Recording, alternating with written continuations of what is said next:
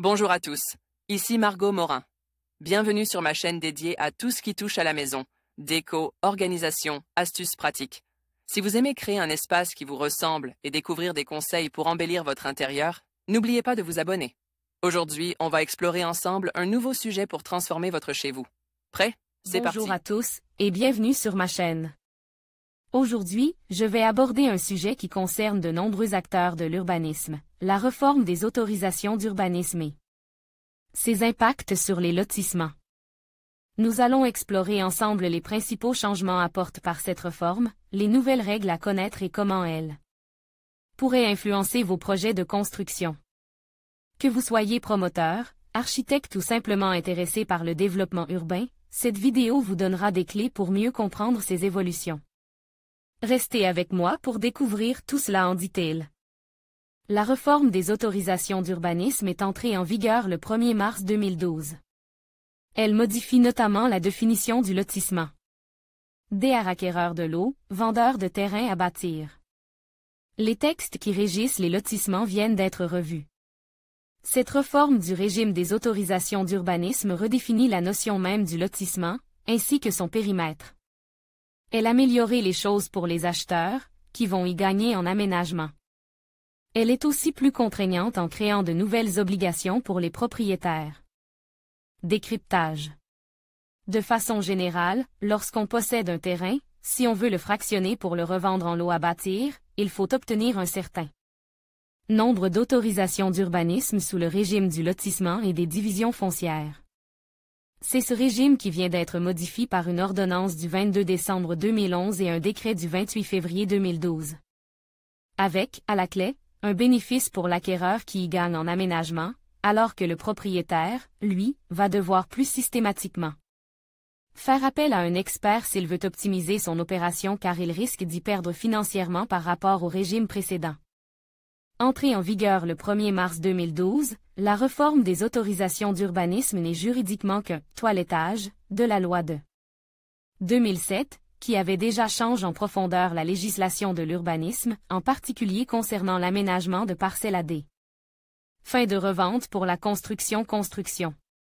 Sur le terrain, pourtant, elle change les choses en 2 points, la définition même du lotissement, et celle de son périmètre, avec des conséquences sur les droits à construire et un élargissement du permis d'aménager.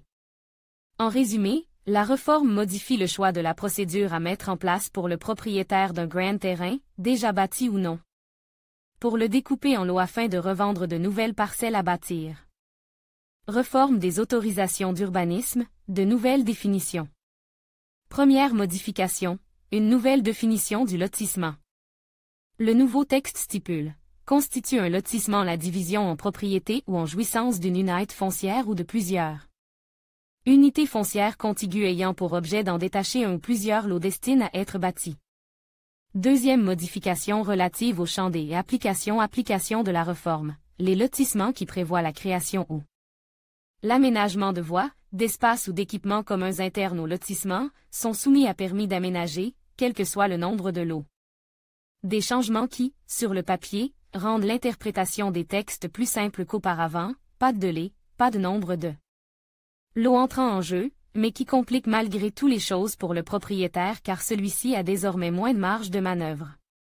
Il devra plus systématiquement se soumettre au permis d'aménager, PA, à la place de la seule déclaration préalable, DP.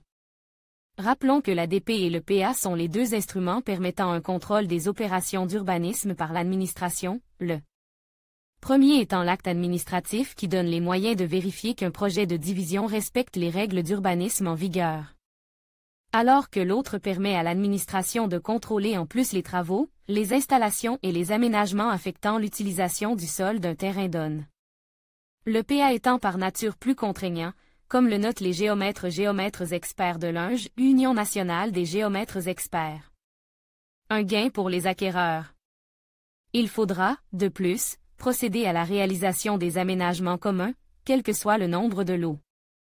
Un exemple, avant la réforme, un propriétaire qui découpait son terrain en lots à bâtir desservi par une voie à créer était soumis à DP sans obligation d'aménagement de la voie s'il ne créait pas plus de 2 lots à bâtir. Il pouvait renouveler l'opération tous les 10 ans en ne créant pas plus de 2 lots à chaque fois, sinon il était soumis à PA. Désormais, si le propriétaire d'un terrain à bâtir veut le découper pour le vendre en lots, il est soumis à PA quel que soit le nombre de lots si le lotissement crée des aménagements ou des équipements communs internes au lotissement, et ce quelle que soit la période écoulée.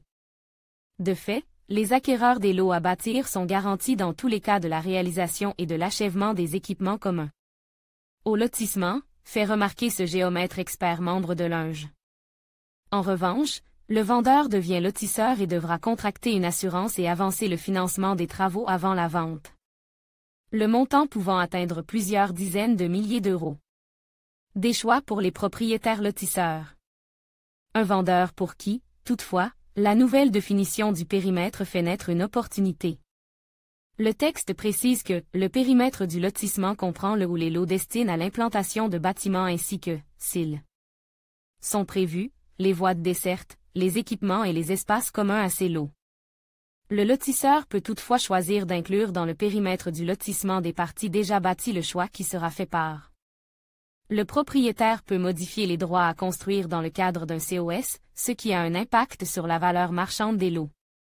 Par exemple, comme le montre le schéma ci-dessous, le propriétaire d'un grand terrain sur lequel il a une maison a la possibilité de créer 3 lots à bâtir en plus de celui supportant sa maison, et soit d'inclure le lot bâti dans le lotissement pour repartir comme bon lui semble les droits à bâtir, soit d'exclure ce lot du lotissement.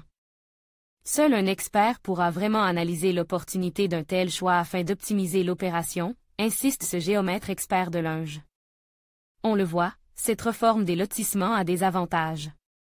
Surtout pour les acquéreurs.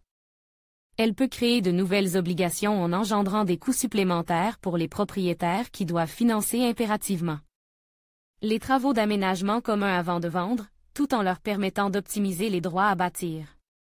Le vendeur devra donc se faire conseiller pour valoriser son opération. Et ne pas oublier de faire le bornage, qui est obligatoire dans les opérations de lotissement, conclut notre géomètre expert. Agents Takendamp, Co.